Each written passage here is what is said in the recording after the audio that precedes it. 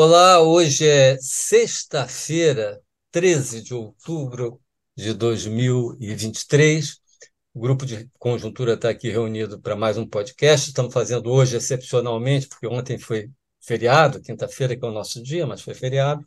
Então, estamos gravando hoje nessa sexta-feira, né? Nos últimos tempos, né, nas últimas semanas, né, na verdade, até durante esse segundo semestre, os mercados financeiros no Brasil e no mundo têm se mostrado bastante turbulentos por comparação ao que vinha ocorrendo antes. E nós vamos comentar os fatores que estão por trás disso. Eu vou comentar em particular o mercado de câmbio, né, a taxa de câmbio brasileira, e o Ulisses e a Margarida vão falar um pouquinho mais dar outras informações sobre o quadro internacional que tem sido determinante, né, aqui dos mercados brasileiros, né, financeiros de ativos.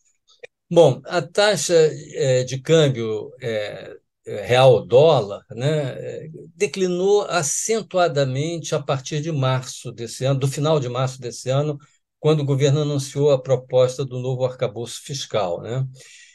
Depois de ter ficado oscilando numa média de R$ 5,20 no primeiro trimestre, veio essa novidade a respeito da questão fiscal e a taxa de câmbio baixou de 5,20 no primeiro trimestre para uma média de 4,90 no período abril-julho.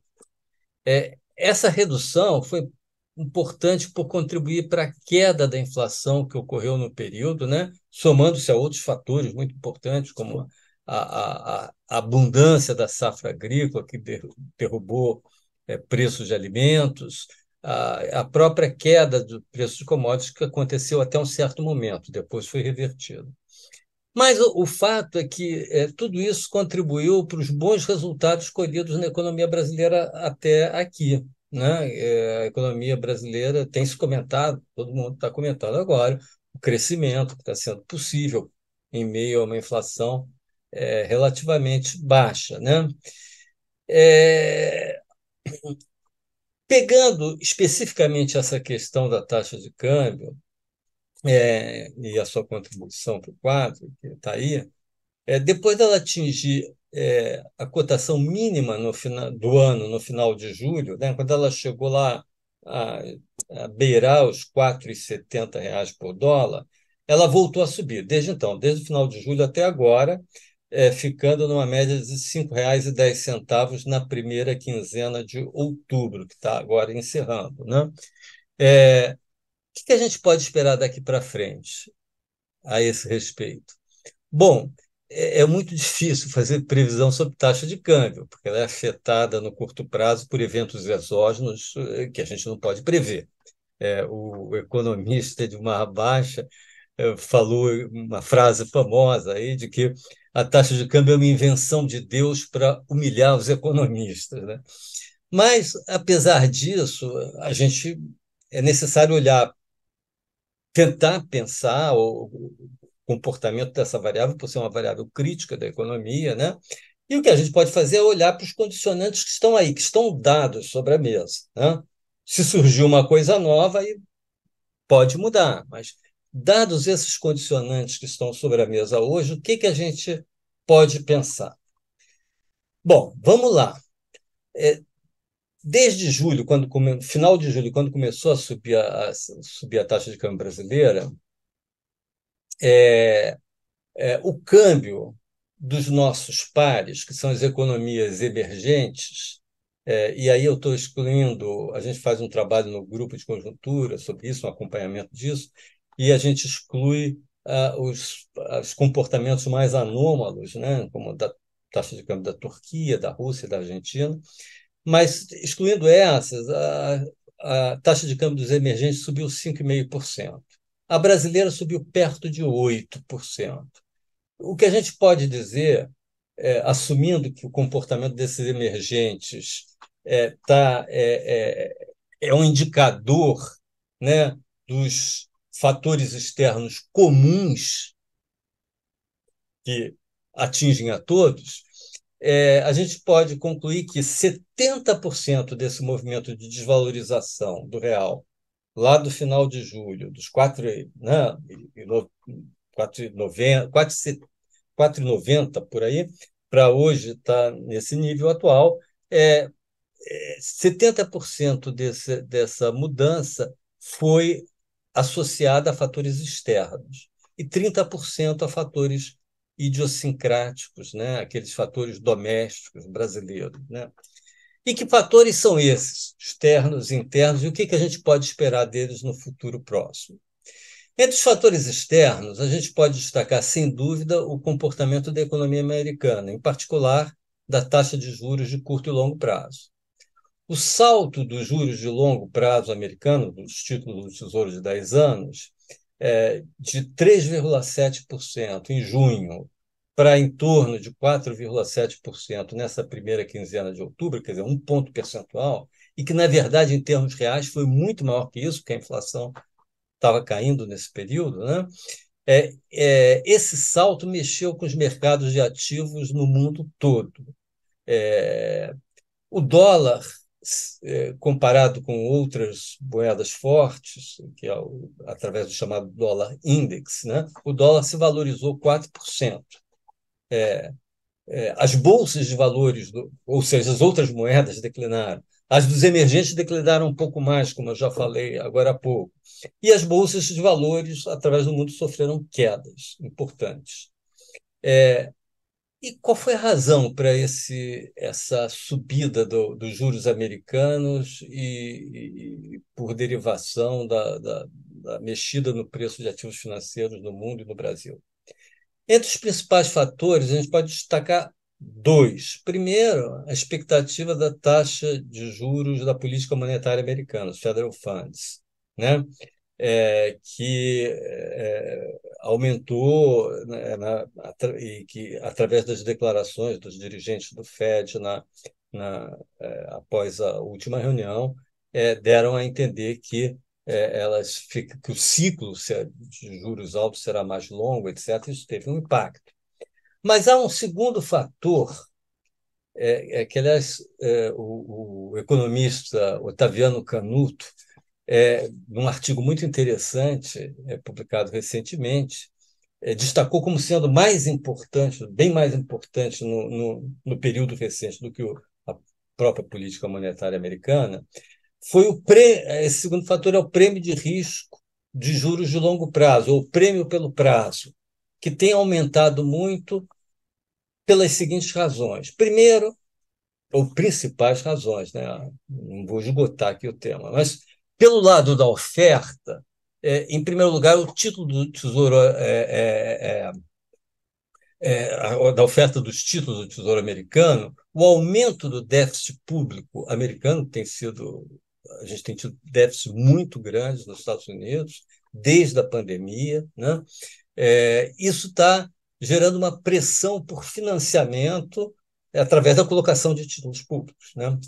É, é, Pelo lado da demanda por títulos, né? Eu falei oferta de títulos, agora pelo lado da demanda por títulos, a gente tem, de um lado, a mudança na política monetária americana, do quantitative easing, que é o afrouxamento quantitativo, para o quantitative tightening, que é o aperto quantitativo, e que significa, em última instância, uma redução da carteira de títulos do Tesouro americano. Então, um grande detentor, né, de título e comprador de títulos americanos, que é o próprio Federal Reserve, Banco Central Americano, saiu de cena. De outro lado, houve também uma redução da demanda por títulos da dívida americana por parte de países importantes como China e Japão. Os dois são grandes detentores de títulos da dívida americana e que, por razões diversas, que vão da geopolítica às opções de política macroeconômica desses países, eles estão reduzindo esta carteira de títulos, né? Então, tem esses fatores pelo lado da oferta e da demanda. E então a questão que a gente pode se colocar hoje é a seguinte: há alguma razão para a gente esperar uma mudança importante desses condicionantes? Eu acho que a princípio não, né? Então, com as cartas que estão na mesa, me parece que continuará essa pressão. Quer dizer, claro que é com variações, ora sobe um pouco, desce um pouco, etc. Mas esse mercado continuará pressionado e a gente pode, então, continuar esperando momentos de volatilidade, momentos de aumento da aversão ao risco por parte dos investidores internacionais, pressionando o mercado de ativos na direção, no sentido em que nós temos visto nesse período recente, nos últimos 2, 3 meses. E mais, nessa semana agora, nós tivemos sim uma surpresa que pode afetar os mercados, que foi o ataque do Hamas a Israel, seguido por uma declaração de guerra por parte de Israel, que a curto prazo não teve efeitos importantes, teve efeitos muito pequenos comparados com a dimensão geopolítica do que ocorreu. Mas se esse conflito se espalhar e acabar atingindo, por exemplo, o mercado petrolífero, né, e houver novas altas do preço do petróleo, isso tem um potencial explosivo muito grande, porque afeta a inflação, afeta nível de atividades, etc. Isso pode piorar o quadro que a gente falou. Isso do ponto de vista externo. Olhando para os condicionantes internos, eu vou ser bem breve, né? A gente vê dois fatores que têm pressionado o dólar, tem pressionado ou tem potencial para pressionar a taxa de câmbio brasileira. Uma é a percepção crescente de que as metas fiscais associadas ao arcabouço fiscal não serão cumpridas. Isso é uma coisa que vem acontecendo, quem está acompanhando a conjuntura vê isso, né? Que essa percepção está um pouco se generalizando. A segunda é a tendência à queda da taxa básica de juros doméstica, a Selic, que deve prosseguir, ela ainda está no terreno restritivo, né? Então ela deve prosseguir caindo, mas isso vai diminuir o diferencial com a taxa de juros americana, né? Básica. Então, isso é um fator de pressão sobre o câmbio. E esses dois fatores domésticos que eu mencionei, a questão do déficit público e da taxa de juros, do diferencial de juros, nenhum dos dois deve sair de cena nos próximos meses.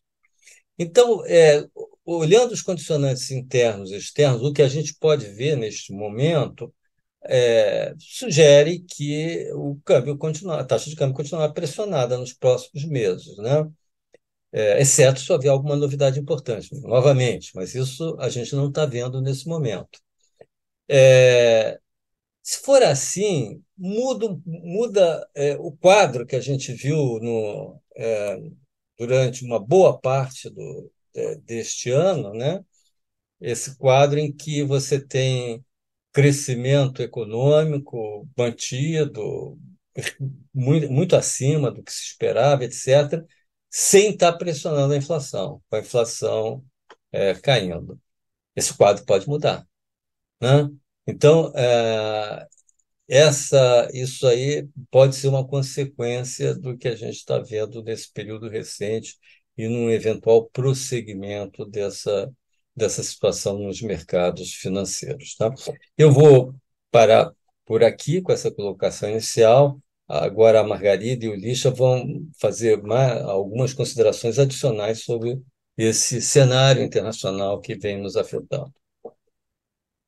Eu queria, então, aqui explorar um pouquinho um desses fatores que o professor Francisco Eduardo acabou de colocar em relação à desvalorização do real, né? Eu queria, então, explorar um pouquinho essa subida dos juros americanos por conta da inflação, e não por conta dos outros fatores que ele acabou de colocar, o déficit público americano, países compradores de títulos públicos que estão reduzindo por razões N. Então, eu queria explorar um pouquinho isso, até para a gente poder, assim, intensificar um pouquinho a ideia de que, de fato, os juros lá fora ainda devem permanecer mais altos por um período maior de tempo. Então, eu queria destacar que hoje saiu umas projeções da OCDE para a inflação de um grupo de países e os dados mais recentes. Então, o que me chamou a atenção nessas projeções é que, por exemplo, na zona do euro, a inflação em 2022 ela fechou em 8,4, né? Hoje ela está em 5,2, mas a previsão da OCDE é que essa inflação ainda vai subir um pouquinho, 5,5. O caso do Reino Unido é o mesmo caso. A inflação fechou no passado em 9,1. Hoje essa inflação está em 4,5. E a projeção da OCDE para o Reino Unido é uma inflação de 5,4, ou seja, maior do que aquela que ela tem hoje. O caso da Alemanha é similar. Fechou o ano com uma inflação de 8,7 em 2022, hoje está em 4,3 e, pelas projeções da OCDE, já estão muito próximas do final do ano, essa inflação vai chegar a 6,1. É o mesmo caso da Itália, né, da França, que eu já coloquei.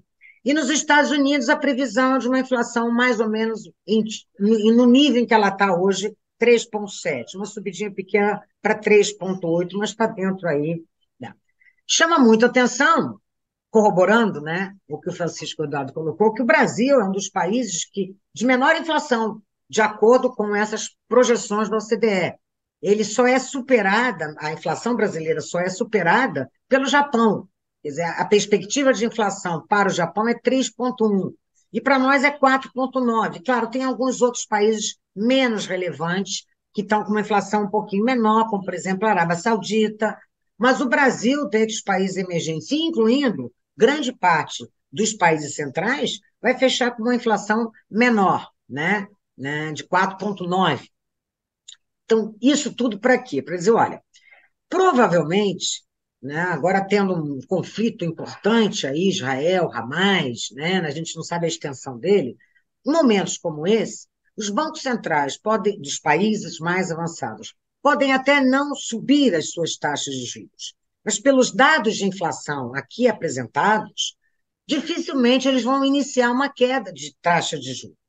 E o Brasil não. O Brasil está na contramão desse processo porque a sua inflação está cedendo, né? A gente teve uma inflação de custo aí, uma desinflação de custo, também associada ao câmbio e a outros fatores, que foi muito grande. Tá? A nossa queda da inflação foi muito importante, né? E isso permitiu que o Banco Central iniciasse uma queda da Selic, que a gente aposta que até o final do ano o Banco Central brasileiro vai dar continuidade a esse processo. Então, mantendo os juros lá nos países avançados e a nossa taxa Selic caindo, esse diferencial de juros vai apertar ainda mais.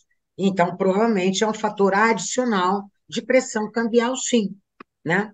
Então, o quadro da economia internacional, do ponto de vista da inflação, especificamente, aponta para uma desvalorização do real frente ao dólar, e não diferente daquilo que a gente teve no primeiro semestre. Eu agora passo, então, a palavra para o professor Lixa, que ele vai explorar mais ainda alguns aspectos internacionais aí. Obrigado, Lixa. Margarida. Não, eu gostaria só de complementar a análise do Francisco Eduardo e Margarida, não?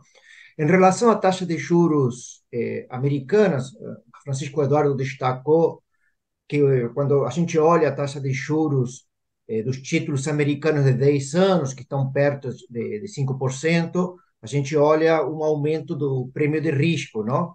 Francisco Eduardo apresentou a análise do Ottaviano Canuto. Mas se a gente decompor a taxa de juros em taxa de juros real sem risco, inflação esperada e prêmio de risco, ou seja, colocar três componentes dentro dessa taxa de juros, não só o prêmio de risco está aumentando. A taxa de juros real sem risco está também aumentando pelos argumentos que o Francisco Eduardo colocou, tá? De redução de demanda e aumento de oferta, e a inflação esperada também está aumentando. Tá? O argumento que a Margarida colocou sobre a inflação americana. A inflação americana ainda está muito pressionada, especialmente pelo que está acontecendo no setor de habitação. Não? O preço dos imóveis aumentou e todos os elementos ligados à habitação americana têm pressionado um pouco os índices. Isso significa que provavelmente a taxa de juros neutra americana está um pouco maior do que a gente esperava alguns meses atrás, tá? O que é um argumento na direção do Francisco Eduardo e Margarida é que a taxa de juros americana, aquela do Federal Fund, ficará em um patamar bastante elevado. É claro que aí a gente tem duas perguntas mais específicas, não? Dos mercados financeiros. Uma é o que vai acontecer na reunião de novembro do FED, se vai aumentar ou não a taxa de juros mais 0,25. O que tinha sido anunciado e estava se esperando era que sim, que provavelmente teríamos mais um aumento de 0,25, enquanto que a segunda pergunta seria o que vai acontecer em 2024, não? Quando começará a redução dessa taxa de juros, não? Se teremos ou não o início do ciclo de redução no segundo semestre de 2024. Uma pergunta que ainda estaria em aberto, mas se supõe que a gente estaremos com um período suficientemente longo de uma política monetária bastante restritiva nos Estados Unidos. No caso europeu, na mesma direção, o Banco Central Europeu aumentou a taxa de juros, está nesse patamar de 4%. Margarida destacou que a inflação europeia está ainda pressionada, alguns países estão com inflação ainda ascendente, não? A inflação europeia, na média, ficou em 4,3% em setembro. Tá? É claro que a situação europeia é um pouco mais complicada, porque o crescimento europeu tem sido relativamente fraco, a economia europeia, não? A zona do euro tem crescido pouco, isso por vários motivos, não? Ou seja, teve o choque de gás em 2022, quando começou a guerra Ucrânia-Rússia, a política fiscal foi menos expansionista na Europa, a Europa depende muito mais, os países da zona do euro dependem muito mais do crédito que Estados Unidos, e então o aumento dos juros europeus foi um pouco mais sentido dentro do nível de atividade.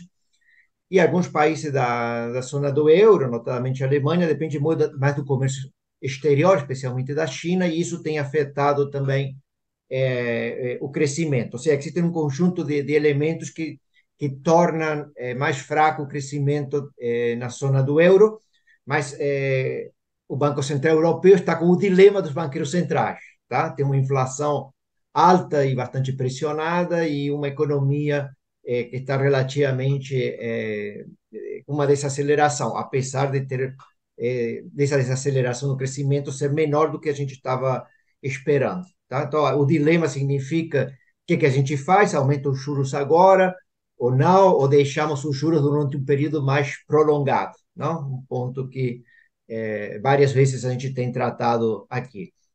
O último ponto que eu gostaria também de destacar, além do problema da taxa de juros, como destaque do cenário internacional, é o preço do petróleo, que já tem sido colocado aqui. Existem forças que, por um lado, levam à redução do preço do petróleo, especialmente temos as expectativas no mercado futuro, é a redução do preço do petróleo. Não? O mercado do petróleo está numa situação que o pessoal chama de valuation, não? Redução, pelo menos nos mercados futuros. E também temos esse ponto do menor crescimento esperado para 2024. Tá? São dois argumentos para a redução do preço. Mas, por outro lado, temos a decisão que a Arábia Saudita teve de reduzir a oferta de petróleo até final deste ano, não? 1 milhão de barris de petróleo por dia até final de 2023, e o conflito entre Israel e Hamas, que Margarida e Francisco Eduardo destacaram. Tá? Então, são argumentos que vão em sentido diferentes, tá? Vamos ver qual é o preço de cada um deles. Pelo menos no curto prazo, pode ser que o preço do petróleo aumente nas próximas semanas ou meses, mas a tendência, se a gente for olhar para um período mais prolongado, é de queda de preço do petróleo, tá? O que ajudaria um pouco também nos pontos que Francisco Eduardo e Margarida destacaram para a inflação brasileira. Tá? Então, era só destaque. A situação da China fica um pouco mais confusa, não? Sobre como que está a situação tanto para este ano quanto para o ano que vem. A gente sabe que vai ter uma pequena desaceleração. O crescimento da China este ano deve estar por volta de 4,9%, 5%, e o ano que vem mais perto de 4%, né? Num contexto em que a economia mundial vai crescer menos o ano que vem do que cresceu este ano. Tá? Bom, hoje ficamos por aqui e até a próxima semana com mais um podcast do Grupo de Conjuntura. Até lá.